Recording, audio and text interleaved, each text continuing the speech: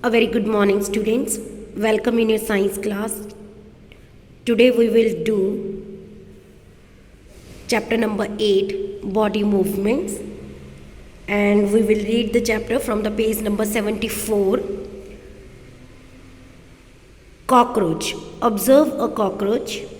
Cockroach को ध्यान से देखिए. Cockroaches walk and climb as well as fly in the air. जो cockroach होते हैं वो चल भी सकती हैं, ठीक है, और क्लाइंब भी कर सकते हैं. क्लाइंब मतलब किसी चीज़ के ऊपर चढ़ना है. As well as fly in the air, और हवा में वो उड़ भी सकते हैं. They have 3 pairs of legs. इनके पास 3 पेयर्स होते हैं लेग्स के. This help in walking. जो उनके लेग्स होते हैं कॉकरोच के, वो उनको वॉक करने में मदद करती है. The body is covered with a hard outer skeleton. जो कॉकरोच की बॉडी होती है वो एक बहुत ही सख्त पार्ट से जो है कवर होती है. This outer skeleton is made of different units. और जो कॉकरोच के ये बहुत सारे बाहर का स्केलेटन है, ठीक है, जो हार्ड कवर है, वो आपस में बहुत सारे यूनिट्स के थ्रू जुड़ा होता है. Which allows the movement of the cockroach. जो कॉकरोच को आगे पीछे मुड़ने में मदद करता है. There are 2 pairs of wings attach to the breast. कहते हैं जो कॉकरोच होता है उसके ब्रेस्ट पार्ट में 2 पेयर्स ऑफ विंग्स होते हैं, मतलब उसके पर होते हैं जो उसको उड़ने में मदद करते हैं. The cockroaches have distinct muscles. Cockroach में बहुत सारी अलग अलग मसल्स होती है, और हर एक मसल जो करता है एक पर्टिकुलर काम कॉकरोच को वॉक करने के लिए. और जो मसल्स उसके ब्रेस्ट पार्ट में, फ्रंट पार्ट में जुड़ी होती है विंग्स के साथ, वो उसको उड़ने में मदद करती है. तो ये कॉकरोच की मूवमेंट आपने पढ़ी. Next one is the birds. Birds fly in the air and walk on the ground. जो बर्ड्स होते हैं वो हवा में उड़ते हैं और ज़मीन पे चलते हैं. Some birds like ducks and swans also swim in the water. और कुछ बर्ड्स होते हैं जो पानी में तैरते हैं, जैसे डक हो है, स्वैम है, हंस जिसको बोलते हैं. The birds can fly because their bodies are well suit for flying. कहते जो बर्ड्स होते हैं वो फ्लाई कर सकते हैं क्योंकि उनकी बॉडी इस तरह की बनी होती है कि वो उनको उड़ने में मदद करती है. Their bones are hollow and light. उनके जो बोन्स होते हैं हॉलो होते हैं, खाली से होते हैं अंदर से, और आप ये कह सकते हो लाइट वेटेड होती हैं. The bones of the limbs are typical for walking and perching.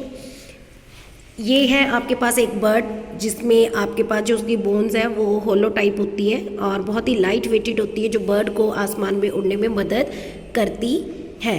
The shoulders bones are strong and the breast bones are modified to hold muscles of flight which are used to move the wings up and down. कहते हैं जो bird के shoulders होते हैं वो काफ़ी strong होते हैं, ठीक है, और जो उनको उड़ने में मदद करते हैं.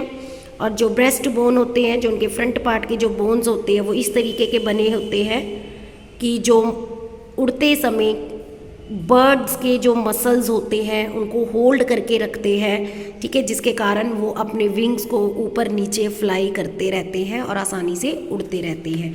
तो बच्चे हर एक एनिमल में, हर एक बर्ड में अलग अलग तरह की मूवमेंट्स होती हैं. Next one is fish. कहते फिश के लिए ना आप एक एक्टिविटी देखो. आप एक बोट बनाइए, किश्ती जो पानी में तैरती है. जब आप बोट को बनाओगे तो आप चेक करोगे कि बोट का मिडल वाला जो पोर्शन होता है वो अंदर से मिडल में काफ़ी ब्रॉड होता है, चौड़ा होता है, जबकि उसके जो किनारे होते हैं वो बिल्कुल शार्प होते हैं, इस तरह से तीखे होते हैं. और जैसे ही आप बोट को थोड़ा सा प्रेस करते हो या पुश करते हो, सॉरी, यहाँ पे अगर हम बोट को थोड़ा पुश करेंगे तो बोट आगे की तरफ चलती है. तो अगर आप बोट को फ़िश से कंपेयर करो तो फ़िश की जो शेप होती है वो बिल्कुल बोट की तरह लगती है. आप देख सकते हो ये फ़िश है आपके पास. फ़िश का जो मिडल पोर्शन है वो काफ़ी ब्रॉड है और जो इसके कॉर्नर्स है वो थोड़े से आप कह सकते हो शार्प है. तो कहते हैं आपने शेप ऑफ बोट जो देखी है वो बिल्कुल फ़िश की तरह होती है, जिसमें एक हेड होता है और एक टेल होता है. लगा लीजिए ये फ्रंट पार्ट उसका हेड है और पीछे वाला क्या है, टेल. ऐसे ही आपके पास बोट का फ्रंट पार्ट हेड है और उसका टेल है.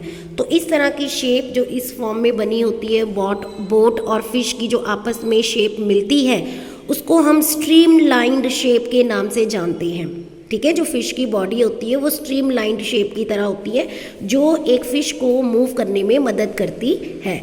The shape is such that water can flow around it easily and allow the fish to move in the water. कहते हैं ये शेप इस तरह की बनी होती है जो फिश को आसानी से पानी में मूव करने में मदद करती है, ठीक है.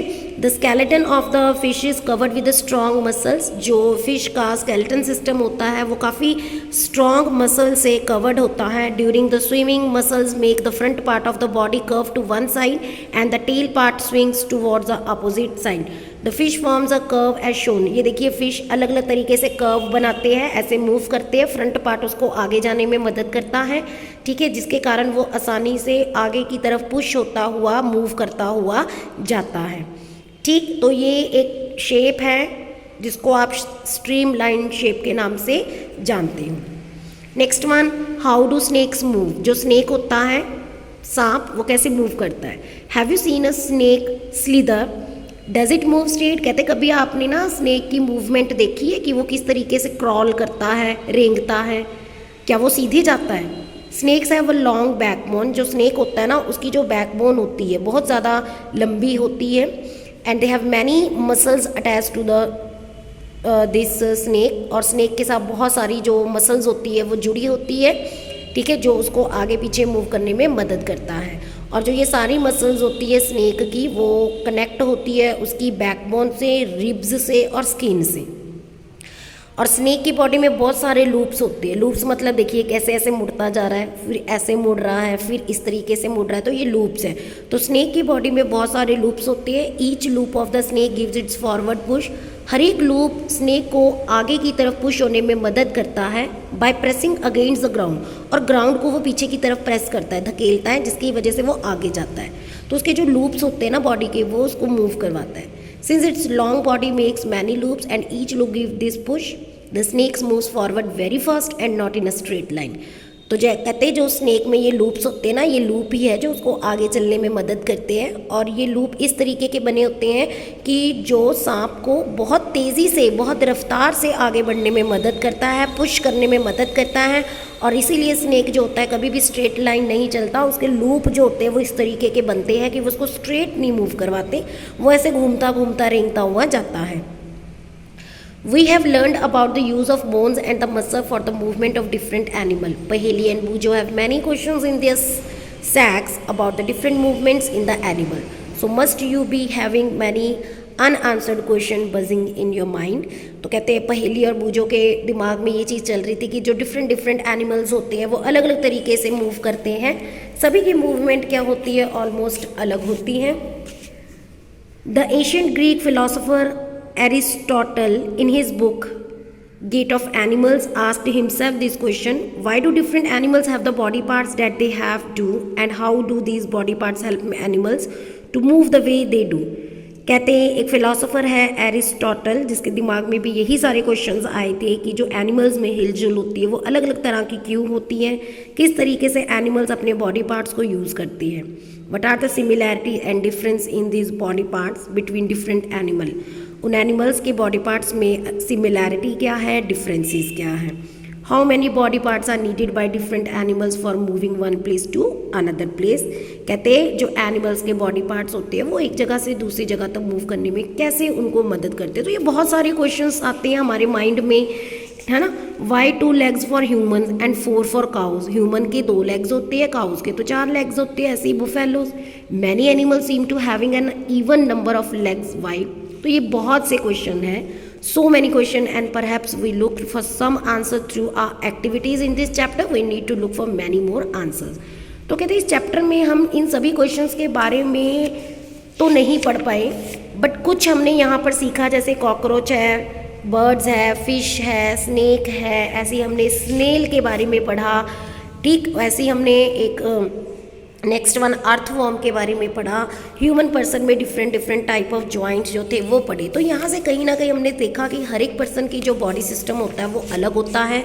सभी में उनके जॉइंट्स, उनके मसल्स, उनके बोन्स डिफरेंट होते हैं, जो उनको अलग अलग तरीके से एक जगह से दूसरी जगह तक जाने में मदद करते हैं। तो क्लास 6 का चैप्टर नंबर 8 बॉडी मूवमेंट्स हम यहीं पे सम अप करते हैं। बच्चे ध्यान से रीड कीजिए चैप्टर।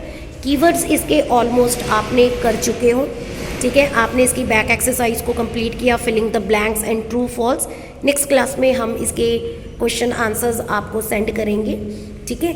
और ऑलमोस्ट ये चैप्टर डन है, तो क्वेश्चन आंसर जो सेंड किए जाएंगे वो आप अपनी नोटबुक पे कंप्लीट कीजिए। नेक्स्ट टाइम हम नेक्स्ट चैप्टर के साथ मिलेंगे, ठीक बच्चे।